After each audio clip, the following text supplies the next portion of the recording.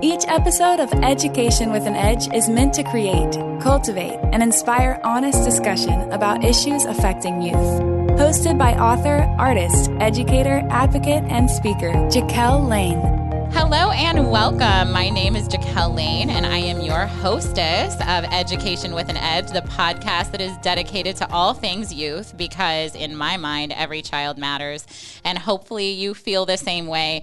I am so very honored and excited. I have one of my favorite human beings on the planet here with me, my dearest friend, Kari Ketcham.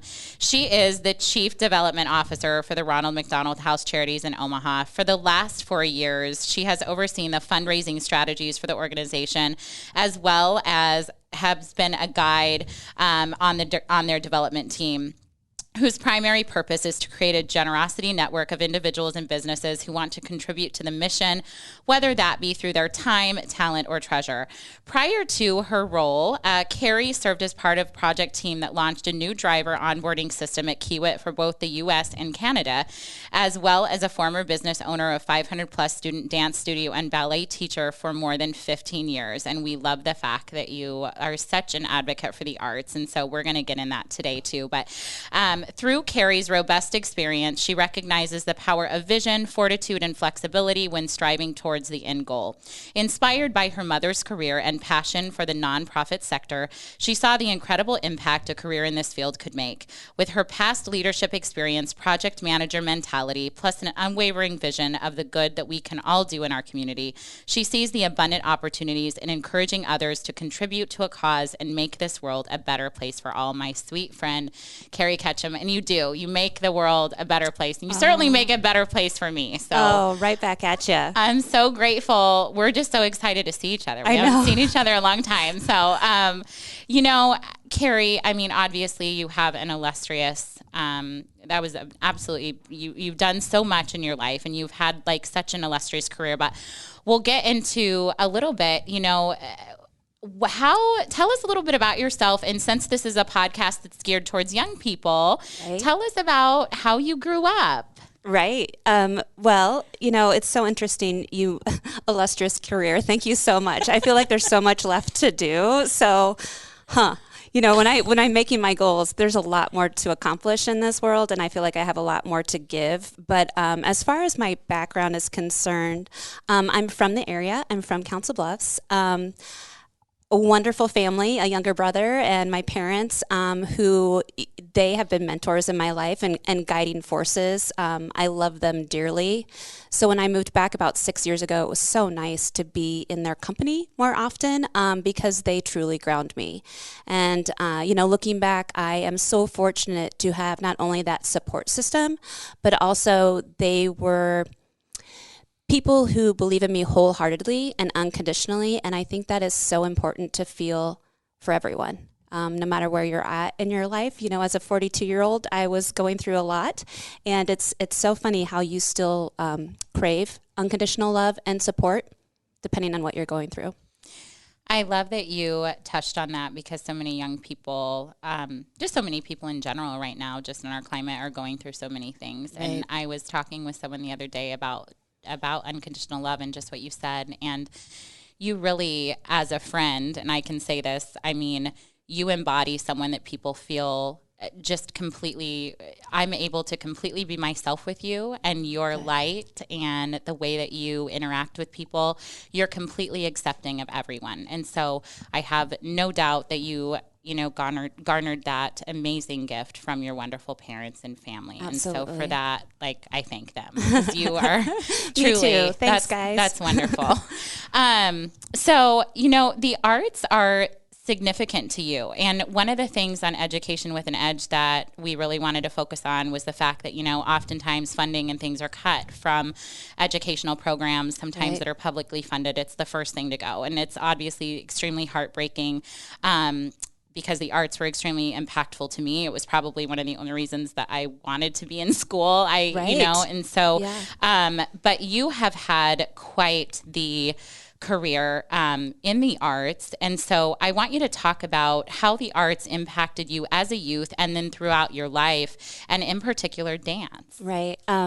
So great question. I was fortunate enough, my parents are, they're Omaha Community Playhouse members, and so I was always exposed to the theater. So again, I thank them for that. I had a babysitter who actually got me into classical ballet, which is what I was trained in.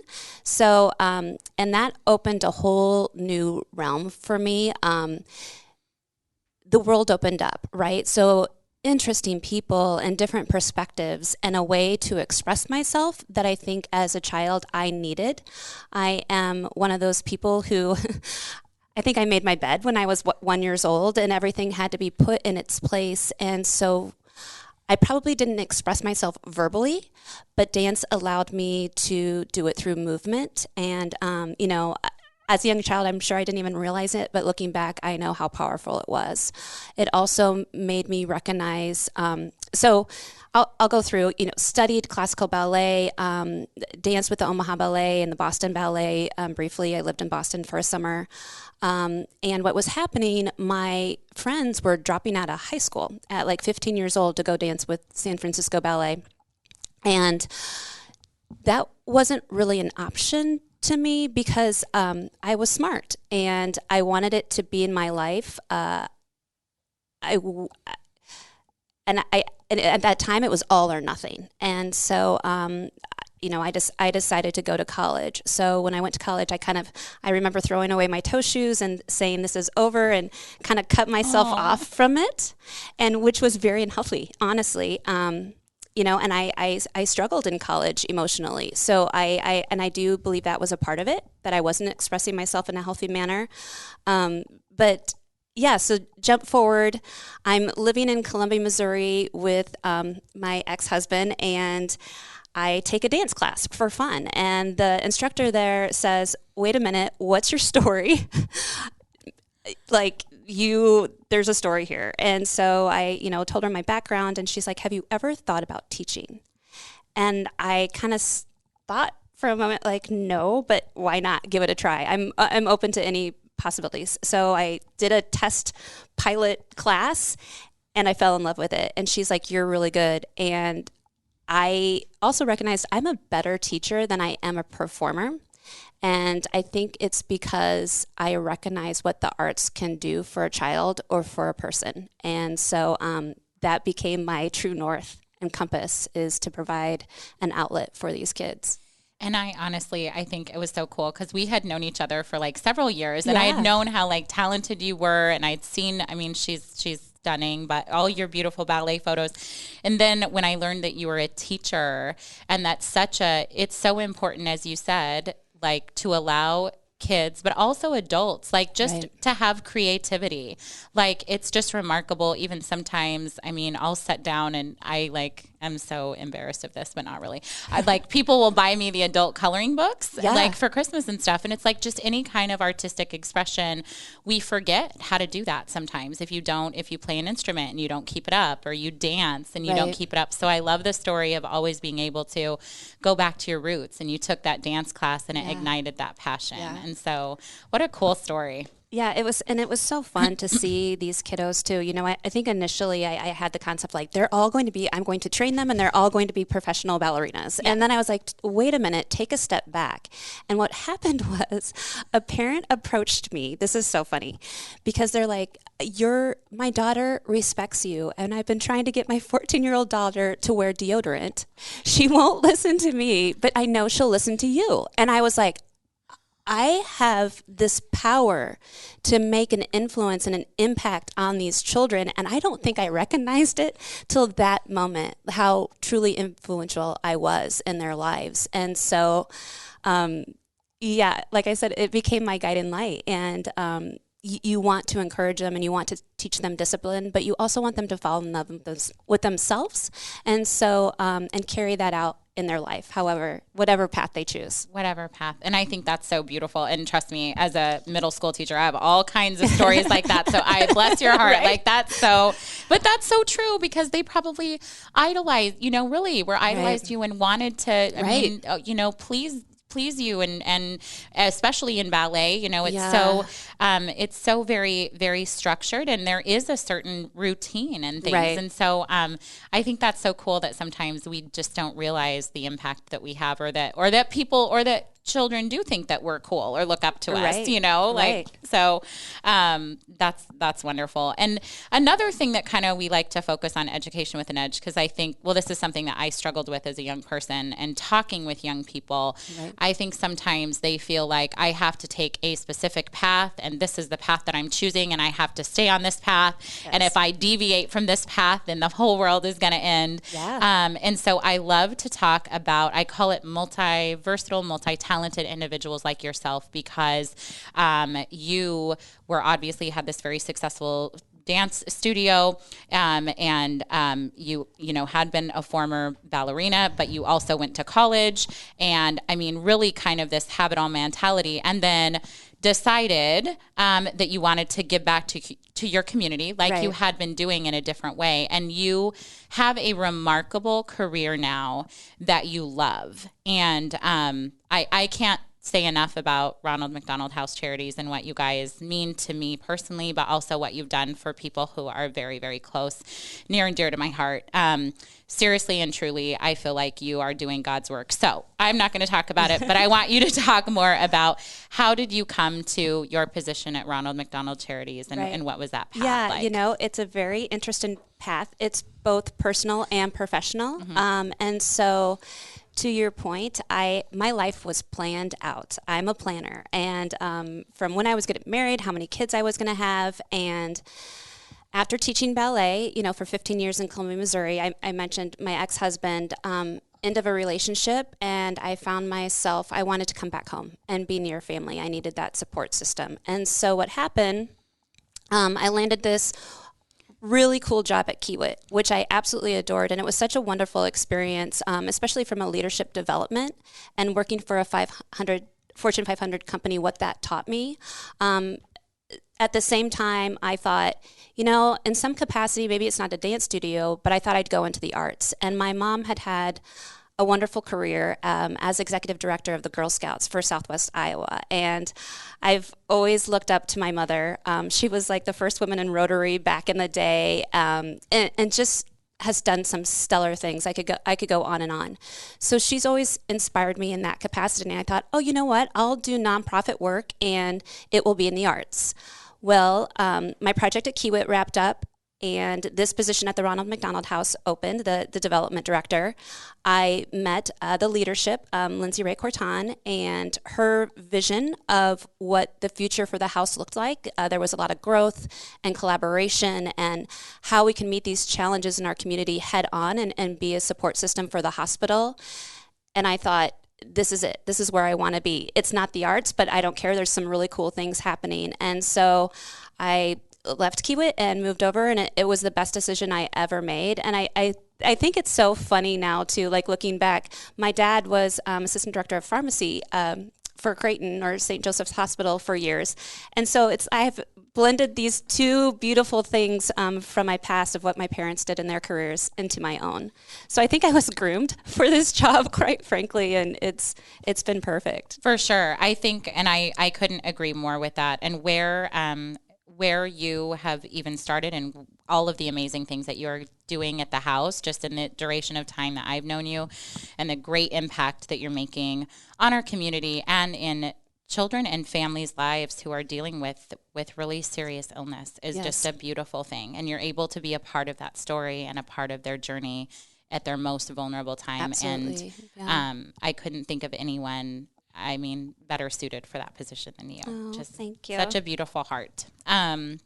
So if you had one piece of advice, Miss Kari, to give a young person today that you wish that you had received, what would it be and why? Yes. Well, this ties beautifully into the question you just asked me before, as I have a robust background in my professional career. And so, especially considering how pre-planned I would tell a younger person not to worry, know what your true north is and your values, and keep inching towards them, but also be open to the possibilities and be curious, ask questions, because how your life unfolds and will continue to unfold will exceed your wildest expectations if you let it. I love that. And also walk into a room with a smile and your shoulders back. Yes, I love that. Amen. Amen. Especially for me, because it will make me look like I'm a little bit taller. Right. And I can use all the help that I can get in that department. I love that. And also that's perfect because you've got a beautiful smile and you're always smiling. So, what are, I know, and you're very planful. So, and I don't want you to like give anything away, but what are some of your goals for this upcoming year?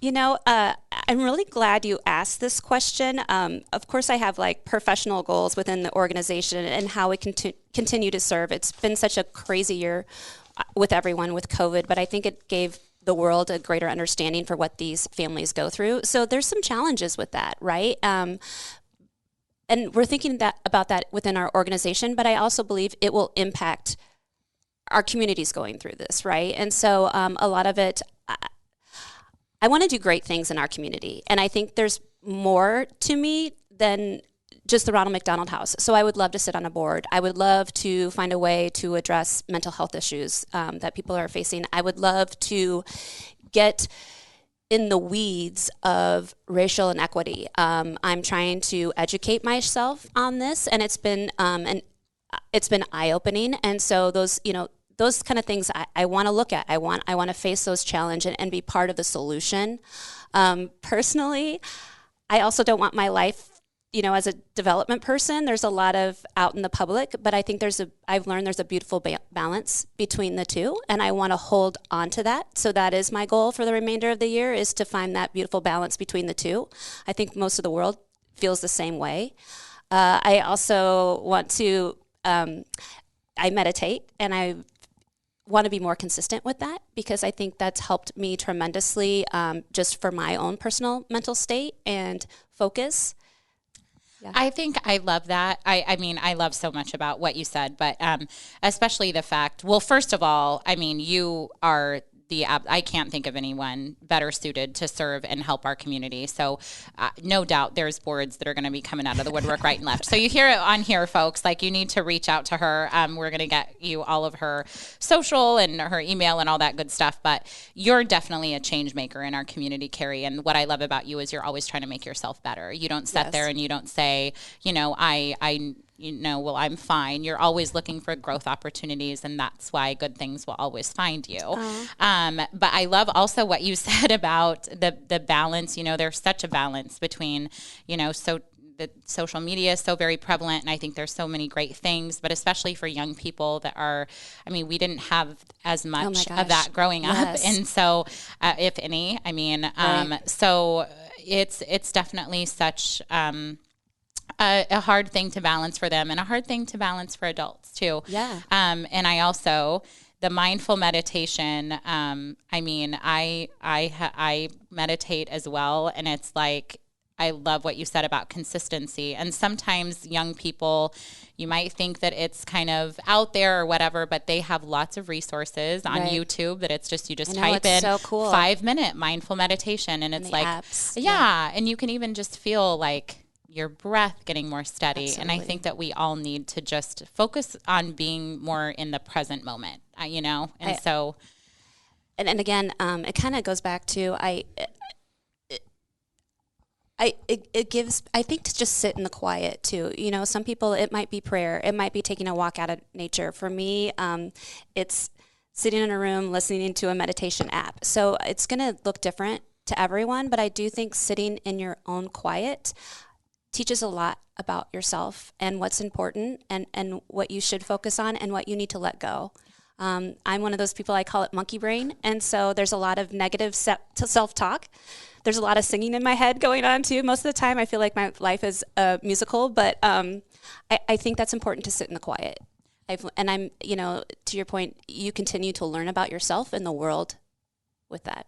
And that is such excellent advice for all of us, but especially young people that are really bombarded with so much noise and so many messages. So if they can truly just, learn to, figure out what's important to them, set in their own silence, I think that it's not only very beneficial in the long run, but it's just also at this time in our world. It's so very important. It's funny. When I'm scrolling on social media, I think about this all the time because sometimes it's hard for me as 50-year-old woman to I have fear of missing out and am I not doing enough and should I be doing this? I can't imagine a young person as their brain is developing going through these same thoughts in their head. And so my heart goes out to them. And with everything, I think there's a light and a dark. And so as long as we recognize the positive of it and stay away from the negative. Yes, absolutely. Wonderful, wonderful advice. Once again, Kari, what is one motto or saying that you live by? Yes, this is a fun one. It's so fun. And I have like all my list because I love quotes. I Pinterest quotes. There's quotes on my, computer. So yes, but I thought for today, and this is one of my favorite, and there's some history to it. So my mom, when she was ED at the Girl Scouts, I would go into her office and sit at her big desk and pretend I was running, CEO of whatever. And she had this plaque that someone had given her, and it said, "Well-behaved women seldom make history." And looking back, I remember thinking, well, is that like smoking cigarettes and doing the Charleston? But like, what does that mean? And so now I think it's very true in my life. So I haven't, divorced, moved here, started my career over. I haven't done things by convention. But I also have recognized it makes me a pretty cool person. And so right? Like you don't need to play by the rules to do great things. And so, and use your voice. Use your voice. That's something I struggle with continually. You're smart. You have something to say. Express it. And I love it. And I have to say, you said something to me once, so now I'm going to flip it because she gives great advice, ladies and gentlemen. But, you said that someone told you once that you can also learn to trust yourself in the moment and that you made the best decision for yourself at the time. And I'll never forget that. Yeah. And who knows what, but I came to you and I, was trying to make a decision. And so I think that's important too, that to trust yourself and to have good enough self-esteem and to think highly enough of yourself, as you said, to like, I have something to offer. I deserve to be heard. I, can make good decisions for myself. And maybe not everyone, maybe they wouldn't be the decisions that everyone would make, but they're decisions that I'm going to make for myself. And I never forgot that. So really impactful. It was. Cool. It was. Yeah. It's so funny because someone passed that to me. So I'm glad I could pay it forward. But, there were a lot of life decisions. And I was doing everything right, but you question yourself. And so they just reminded me, you make the right decisions at the right time for where you're at. And I think we need to be reminded of that as women, as a society, as in general. I think young people need to be empowered to know that they make the right decisions. I'm glad I could pay it forward. Absolutely. Well, and I think that it's great. I love to have someone like you on because someone would look at you. Kari is very beautiful. She has a wonderful career. She's got a wonderful, loving husband. Yes. Shout out Dan. Fairy tales do come true, and Absolutely. He's a great guy. But a young person would look at you and say, well, she's never had obstacles. She's never had adversity. And I think about that a lot. Yeah. A lot. And I think it's important to share. It's hard for me to share, but I think it's very important. So a couple of years ago, when I moved here after the end of the relationship, I had been teaching dance for almost 2 decades, and I was failed marriage, failed relationship, no children. I'm 40-some years old. I'm starting over in a community that I haven't been in for a really long time, so I don't really know people as an adult. Starting a career over, and I was walking through the grocery store with my mom. And, kind of a woe is me. I was sad. I didn't know what I was going to do. And I saw this woman walk by in a grocery cart, and she was this cute little thing, blonde hair, and she had this sweet little 2-year-old, and it's 10 o'clock on a Wednesday morning. And I thought that was supposed to be me. And I just started crying because I had envisioned myself as the PTA mom. I mean, I honestly did. And so now at 42 years old, my life is just, the tables have been turned, and what do I do, and what's next? And I didn't have it all together, but one of your questions is, what is one of your greatest accomplishments? Yes. And actually, personally, I would say that's one of my greatest accomplishments, that I took the time to fall in love with myself. I had to gain that confidence to know that I made the right decision, and it was step by step. And there was a great support system around me they were catching me all along the way as I recreated myself, essentially, in a new community. So that's probably one of my greatest accomplishments, personally. Yeah. And it should be. And I mean that I can't tell you, your authenticity and your realness is so very helpful to so many people. I mean, I've shared, with you, we had similar paths and I mean, I'm divorced as well, and don't have any children, and so you engage in activities where does God, where does the universe want me to use my time and energy and talent now, because that door has been closed. Right. And I always love the saying, when one door is closed, another opens. Right. And so that, I don't think that there's a truer testament to what you're doing. And I do have to say too, that that's an excellent example to really be kind to everyone, because I doubt that anyone looking at you would have said she has anything to be sad about, And so just kind of the walls that we as humans build up, just to kind of protect ourselves. Yeah. And so very important. You just never know someone's struggle, and then it's beautiful to see and watch their journey. Yeah. And especially so beautiful to watch your journey and everything that you're doing and everything that you are. Yeah. So. And it's so funny. That's when I started meditating. I needed to sit in the quiet with myself and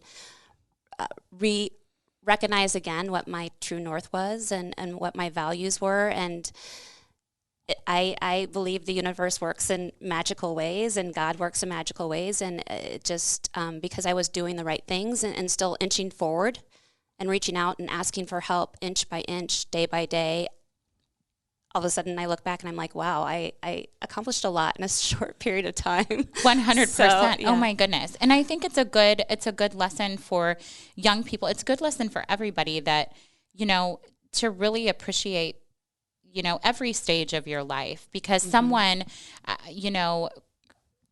you could want someone else's life, but they're looking at you saying, I wish, For sure. I wish I was shopping with my mom in the grocery store and didn't have this response. It's different. We can always step back and say, well, this looks so great, but you just don't know that's not the plan for you. Yeah. You know what I mean? You have a beautiful plan of your own. And I do think that, especially in this day and age with young people, that the comparison is really dangerous. Absolutely. And as you said, it happens on social media. We can easily compare ourselves. I do it as an adult. So, it's tough. And I don't have the answers. I hope we do. I think it's conversations like that, these critical conversations, and talking about that and being open about our feelings and our struggles and our insecurities, because I think everybody has them. Yes, absolutely.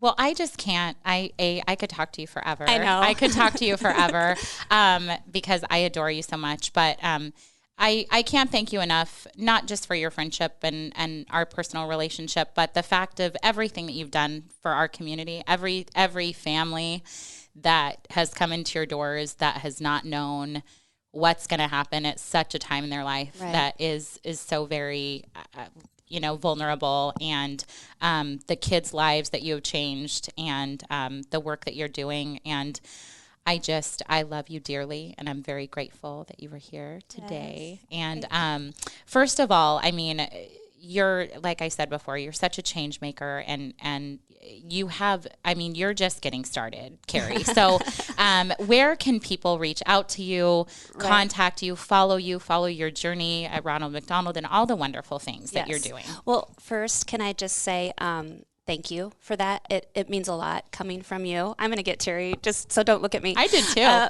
But thank you for giving people a platform to have these conversations. I'm